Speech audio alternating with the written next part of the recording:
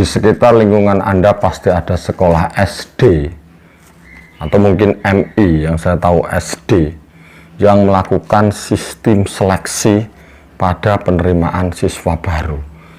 Kalau putra-putri atau cucu Anda tidak diterima, silahkan Anda protes nanti menggunakan dasar dari video ini.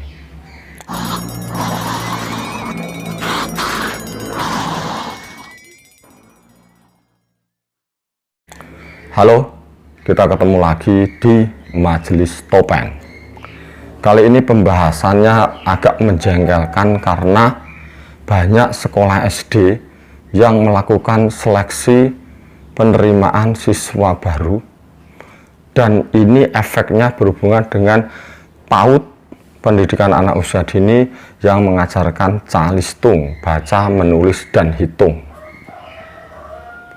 Sulit memulainya dari mana karena ini untel-untelan. Tolong diperhatikan. Pemerintah jelas sudah melarang pembelajaran baca, tulis, dan hitung pada level PAUD.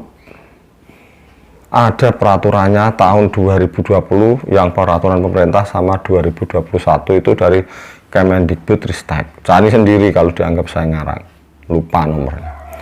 Jelas itu dilarang. Jelas dilarang, tetapi di PAUD itu, terutama yang mahal-mahal di kota itu, mengajarkan baca, tulis, dan hitung. Seolah-olah kualitas sekolah PAUD yang paling bagus itu yang anaknya masih kecil-kecil sudah bisa baca, menulis, dan berhitung. Mungkin Anda juga berpikir seperti itu. Padahal itu, menurut teori psikologis anak, pendidikan tidak pas, karena anak usia masih terlalu dini itu tidak perlu atau belum saatnya diajarkan calistung, sehingga anak-anak itu nanti merasa tidak tertekan ketika sekolah. Jadi misalnya hitung 1 tambah 1 itu, atau 1 tambah 1 ya, itu misalnya dia tahu kalau ditulis, tapi konsepnya tidak tahu. Nah, karena SD yang melakukan itu, ada seleksi penerimaan peserta didik atau siswa baru, maka PAUD itu mempersiapkan. Padahal itu tidak boleh. Kenapa masih banyak?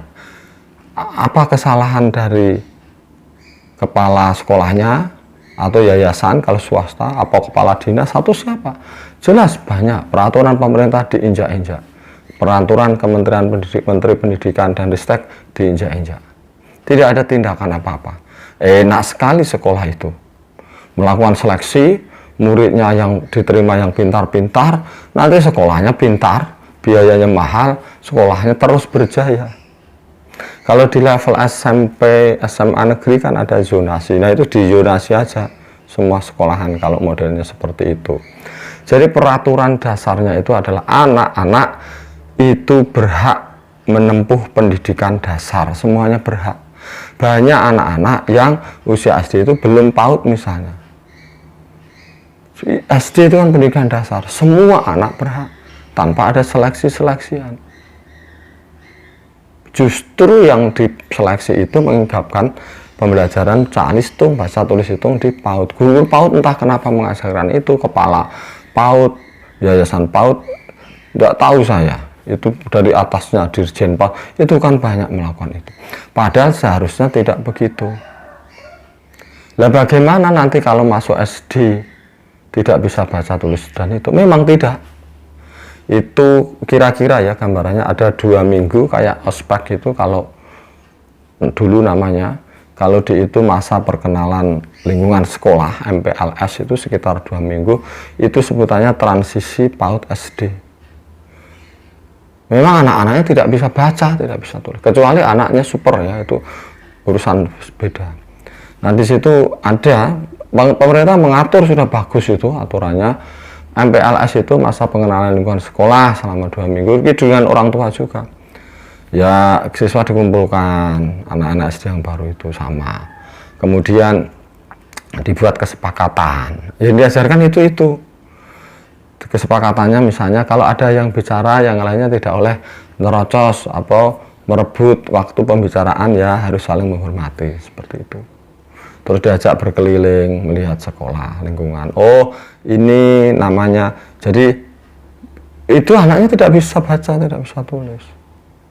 Terus misalnya di masing-masing ruangan itu diberi warna. Lab warna kuning, perpustakaan warna merah atau warna hijau.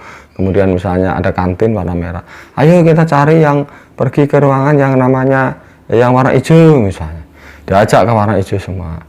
Gurunya terus ini namanya perpustakaan, memperkenalkan seperti itu. Jadi yang dibangun itunya dulu. Kemudian hari berikutnya misalnya dibentuk kelompok berdasarkan warna. Jadi anak diberi warna yang berbeda-beda, terus berkelompok sesuai warnanya. Yang hijau warna hijau, yang merah ikut merah. Jadi di mentalnya dulu. Di mentalnya, di konsep yang betul-betul dipahami. Jadi anak-anak itu nanti jadi tahu kalau 1 tambah 1 itu artinya 1 barang ditambah 1 barang itu sama dengan 2 barang. Jadi paham konsepnya. Anak sekarang itu ya SMP kelas 3 itu suruh mengira-ngira 10 meter itu mana sampai mana itu tidak tahu. Begitu. Jadi silahkan Anda protes kalau anak Anda, saudara, masuk ke SD favorit ditolak, kemudian alasannya karena tidak lolos tes, biar agak ramai gitu. Saya beritahu itu karena alasan jelas itu dilarang. Jadi memang tidak dites, tidak ada peraturan dites karena dites apanya, nggak bisa. Baca, menulis, itu tidak boleh. Itu yang mengacaukan. Menurut saya dalam konteks ini pemerintah bagus ya mengaturnya, bahwa anak PAUD tidak boleh dasarkan baca tulis hitung, biar dia sekolah itu senang, biar bebas, biar tidak ada pintar yang bodoh. Saya itu bodoh kalau itu tidak seperti itu. Biar anak-anak itu berpikir saya kalau mau berusaha ya bisa. Jadi konsep dari dasar itu yang harusnya dirubah. Tapi bersama-sama, tidak ada yang curang. Ini tidak diajarkan, ini SD ini menerima semuanya. SD tadi itu nakalan. Nerimanya maunya yang bagus-bagus, yang bayarnya larang, terus sekolahnya berkembang. Nah itu harusnya ada tindakannya. Nah secara global berarti Indonesia kacau di situ karena tidak melakukan peraturan yang berlaku. Terima kasih Anda menonton Majelis Topeng bagian dari channel Lianafla. Sampai bertemu di lain waktu.